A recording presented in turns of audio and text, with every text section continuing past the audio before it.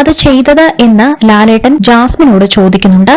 Promo കണ്ടതിൽ നിന്നും ജാസ്മിനാണ് gas on ചെയ്തിട്ട് പോയതെന്ന് സൂചന നൽകുന്നു. എന്നാൽ ഗ്യാസ് ഓൺ ചെയ്ത വിഷയത്തെക്കുറിച്ച് ശ്രീലേഖയും യമുനയും സംസാരിക്കുമ്പോഴും അവർ തമ്മിൽ വാക്കുതർക്കം ഉണ്ടാകുമ്പോഴും ജാസ്മിൻ എല്ലാം മിണ്ടാതെ കേട്ടോണ്ടിരിക്കുന്നതാണ് നമ്മൾ 25th എപ്പിസോഡിൽ കാണാൻ സാധിച്ചത്.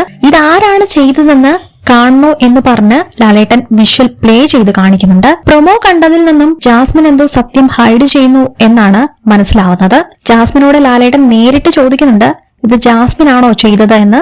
എന്നാൽ തനിക്കത് ഓർമ്മയില്ല എന്നാണ് ജാസ്മിൻ പറയുന്നത്. ആരാണ് ഗ്യാസ് ഓൺ ചെയ്തത് എന്നറിയാൻ ആ വിഷ്വൽ പ്ലേ ചെയ്യുന്നുണ്ട്. ഒപ്പം പ്രമോയിൽ നമുക്ക് കാണാൻ സാധിക്കുന്നത് ജിൻഡോയും എടുത്തിട്ട് കുടയുന്നുണ്ട്.